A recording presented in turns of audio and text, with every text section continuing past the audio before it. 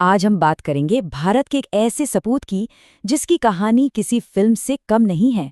एक ऐसा नायक जिसने दुनिया के सबसे ताकतवर साम्राज्य की नींव हिलाकर रखती थी।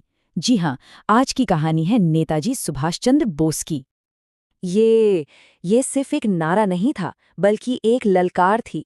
एक ऐसी आवाज जिसने पूरे हिंदुस्तान की नसों में देशभक्ति का लावा भर दिया। एक ऐसी हुंकार जिसने अंग्रेजों को साफ साफ बता दिया कि अब आज़ादी की भीख नहीं मांगी जाएगी, उसे छीना जाएगा। तो चलिए कहानी की शुरुआत से शुरू करते हैं। आखिर कैसे एक होनहार नौजवान क्रांति की आग में कूद पड़ा। सुभाष बाबू का जन्म हुआ था 23 जनवरी 1897 को कटक के एक जाने माने बंगाली परिवार में। वो बचपन से ही इतने तेज थे, इतने मेधावी थे कि उनके पिता का सपना था कि बेटा बड़ा होकर एक बड़ा अफसर बने। और उन्होंने अपने पिता का सपना पूरा भी किया। जानते हैं कैसे? उस जमाने की सबसे मुश्किल परीक्षा, जिसे हम आज IAS कहते हैं, तब उसे ICS यानी इंडियन सिविल सर्विसेज कहा जाता था।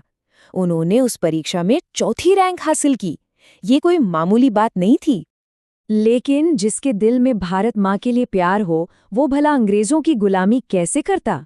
उन्होंने एक झटके में उस आलीशान नौकरी और ऐशो आराम की जिंदगी को ठोकर मार दी और देश की आज़ादी का मुश्किल रास्ता चुन लिया।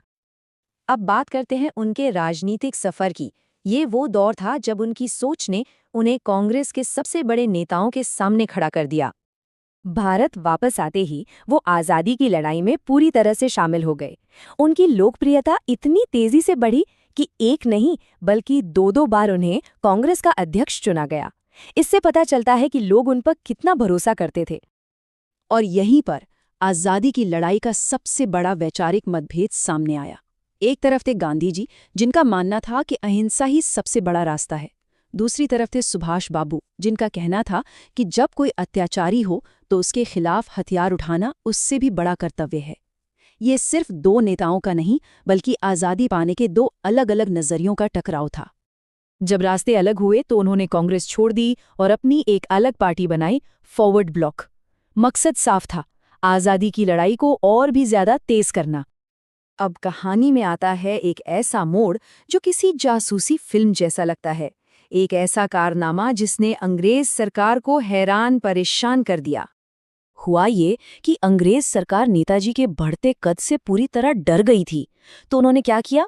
उन्हें कलकत्ता में उनके ही घर में नजरबंद कर दिया। 24 घंटे उन पर कड़ी पहरेदारी रहती थी। लेकिन उस शेर को भला पिंजरे में कौन कैद कर सकता था?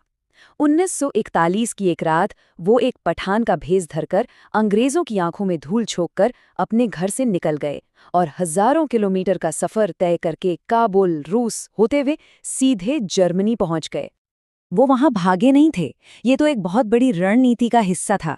उनका प्लान था, दुश्मन का दुश्मन दोस्त होता है। वो जर्मनी और दूसरे देशों से मिलकर भारत की आज़ादी के लिए मदद जुटाना चाहते थे। और यहीं से शुरू होती है भारत की पहली आज़ाद सेना, आज़ाद हिंद फौज की गौरवगाथा, जिसके वो बने सर्वोच्च सेनापति, नेताजी।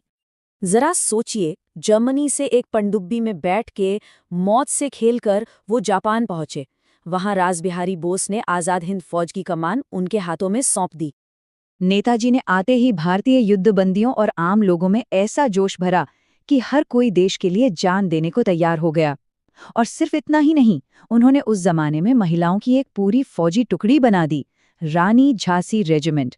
ये उनकी दूर की सोच को दिखाता है। और फिर सिंगापुर के टाउन हॉल से उनकी वो दहाड़ गूंजी, दिल्ली चलो। ये सिर्फ एक नारा नहीं, बल्कि अंग्रेजी हुकूमत के खिलाफ जंग का ऐलान था। और उनकी फौज बर्मा के रास्ते दिल्ली की ओर बढ़ चली। उनकी सेना ने एक ऐतिहासिक जीत भी हासिल की। अंडमान और निकोबार द्वीप समूह को अंग्रेजों से आज़ाद करा लिया गया और वहां पहली बार भारत का तिरंगा शान से लहराया गया। सब कुछ सही दिशा में जा रहा था, आज़ादी की मंजिल करीब दिख रही थी। लेकिन तभी इतिहास ने एक ऐसा मोड़ लिया जो आज तक एक अनसुलझी पहेली बना हुआ है। 18 अगस्त 1945 को अचानक एक खबर आई कि ताइवान में एक प्लेन क्रैश में नेताजी का निधन हो गया। लेकिन क्या ये सच था या ये भी उनकी कोई चाल थी? ये सवाल आज भी इतिहास के पन्नों में दफन है। लेकिन एक बात तो तय है, बहुत से इतिहासकार ये मानते हैं कि अंग्रेजों के 1947 में भारत छोड़ने की एक सबसे बड़ी वजह आज़ाद हिंद फौज का खौफ था। उन्हें डर था कि कहीं पूरी ब्रिटिश इंडियन आर्मी में बगावत न हो जाए। इसीलिए तो कहते हैं नेताजी सिर्फ एक इंसान का नाम नहीं है, वो एक सोच है, एक विचार है। ये वो विचार है जो हमें सिखाता है कि अगर इरादे चट्टान जैसे मजबूत हों तो रास्ते अपने आप बन जाते हैं। और अंत में ये कहानी हमें एक सवाल के साथ छोड़ जाती है। किसी नायक की असली विरासत क्या होती है? वो रास्ता जो उन्होंने खुद तय किया, या वो मंजिल जिसकी प्रेरणा वो करोड़ों लोगों के दिलों में जगा गए?